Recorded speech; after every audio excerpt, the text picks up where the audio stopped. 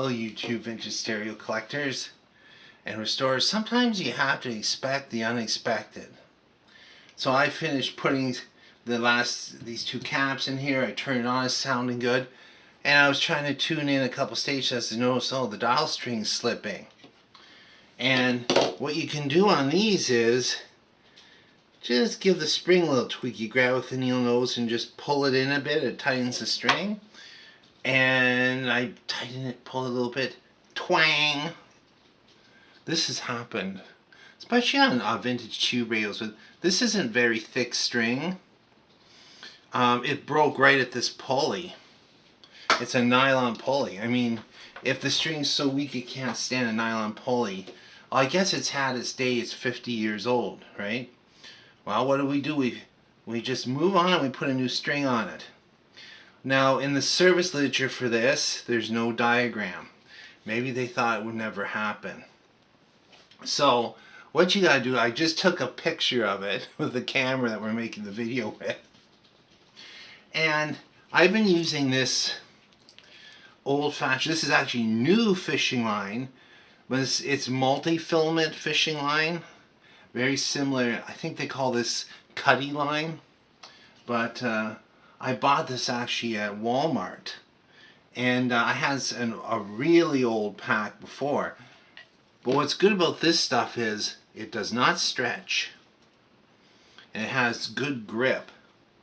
So what you got to do is, what I kind of do is, I know it's a little wasteful, but lay out, because this one goes in a loop on the spring, lay it out sort of where this one goes, with a few extra turns in it, because you're going to need that, and snip it off. It's a 1,000-foot line, so I think we can, all I need is some snippers that snip. This stuff is like, I think they call this up north muskie line, because those muskies, if you want a Canadian fighting fish, it's the muskies. I have a whole story about that. Sorry about bumping the camera. So what we're going to do is lay it out along the same line as this one, wrap in the same direction, and then attempt to tension it. But what I'm going to do for now is, it's come into this wheel eventually. So I'm just going to tie it off here, close to the wheel.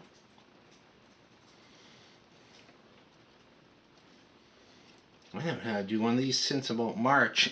And then we just sort of follow the pattern. Okay, it went around here. It went, slips under, there's the dial indicator. It slips on there.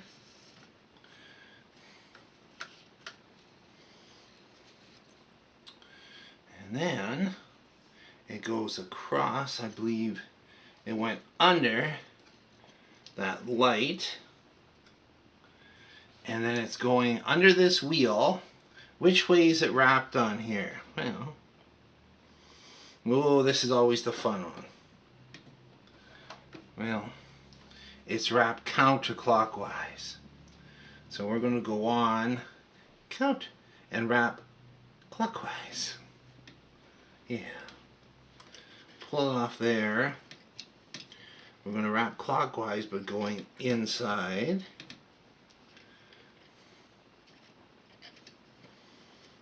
Like that. Another like that.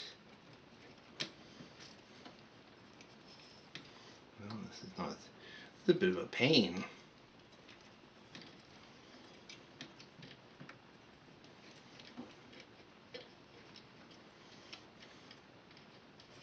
I decided not to have an extra coffee this morning. I'm glad.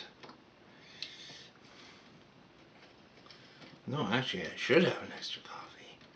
Bring that down. 1, 2, I believe it was 3 times it went around that. And it goes under that wheel. I think that's half the problem. It hits that wheel sideways. Or like that. Yeah, I think should be over. That it may have been grinding on that metal. Now we're here. So what I'm going to do is I'm just going to tie it off for a second. And I'm going to pull what's left of this old one out. There's a wheel there. So one comes from this direction with a wrap. That one's wrapped once. That one's wrapped once. Alright, let's get this off of here. Hopefully you can see that okay.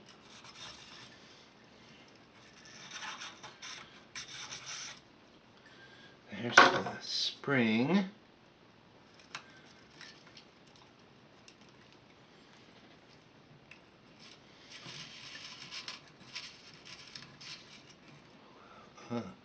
That spring has a bit of a wee kink in it.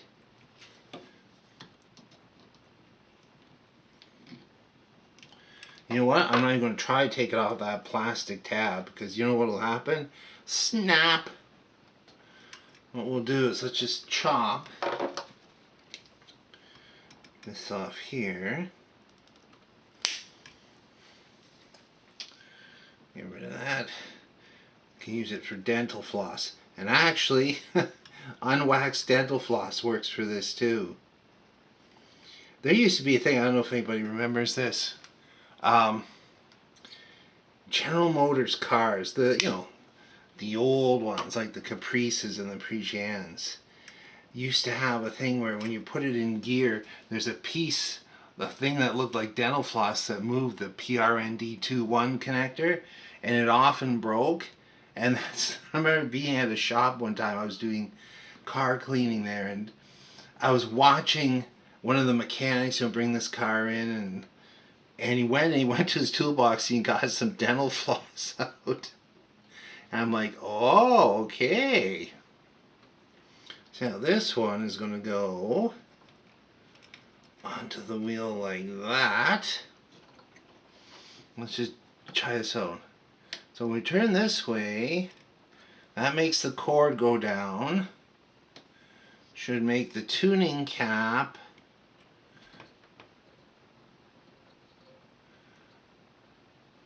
open on. Okay, that's the correct direction. That's correct. Now I'm going to hang on to this one. Maybe we can just loop this one in somewhere so I don't lose it. The chances of getting this right the first time can be a bit small. Let's just make sure you can see that. Okay, I'm just going to look at the camera. Make sure it's still running. Oh yeah, it's still running. Okay. So, let's get something. Pick that open with. I may have done this too firmly.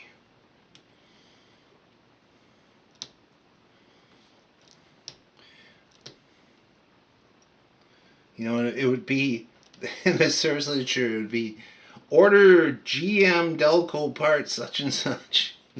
That's probably what the customer was charged for. That's the sad part.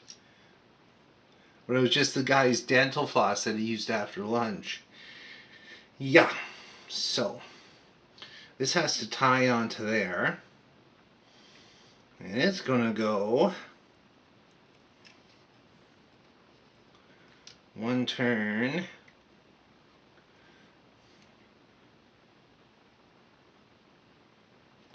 This one has to do a turn. So if that one is going over,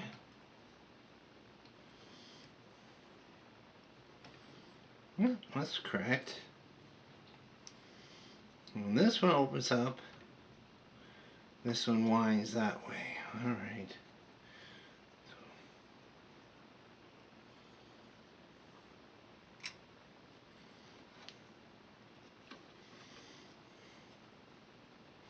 Goes through the little hole in there.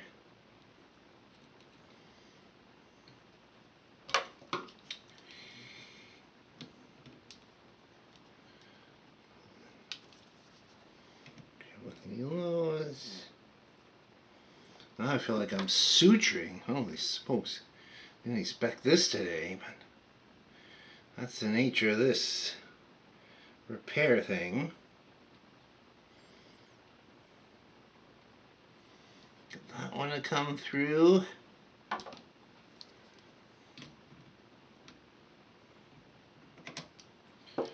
Grab it. There we go.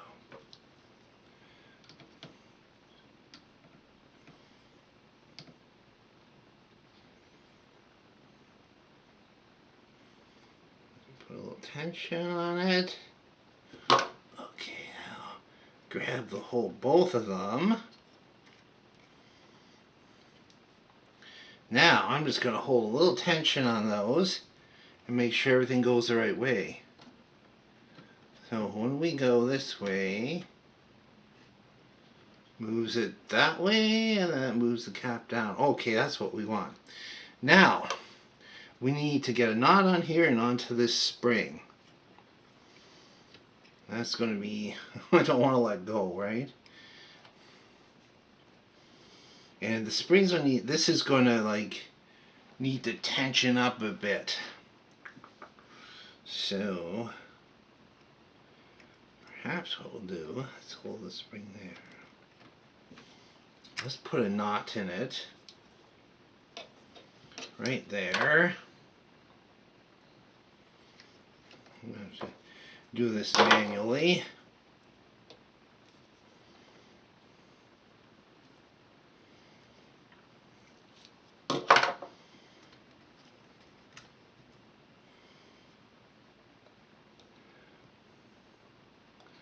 I'm surprised the phone isn't ringing or there's a courier at the door.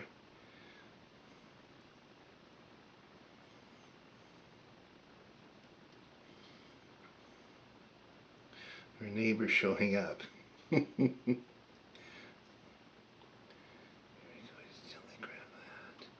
Okay, we got the beginnings of a knot.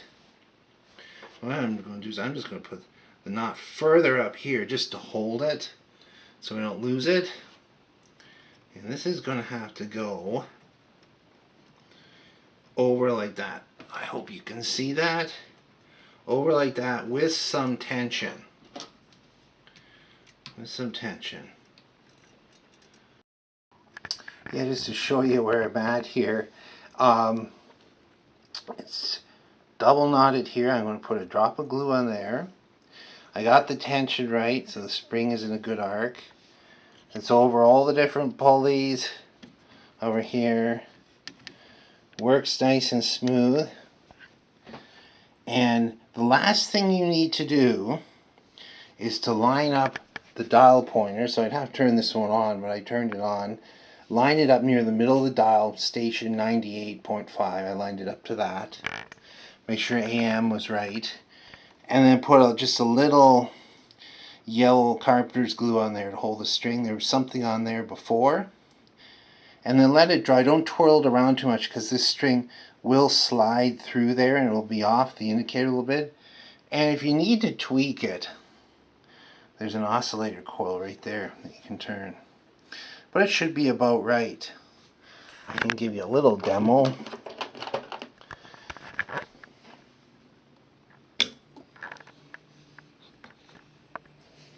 just going to hold that with one. So it's working. So that should be good for years. That string won't move much. Thanks for being so patient watching.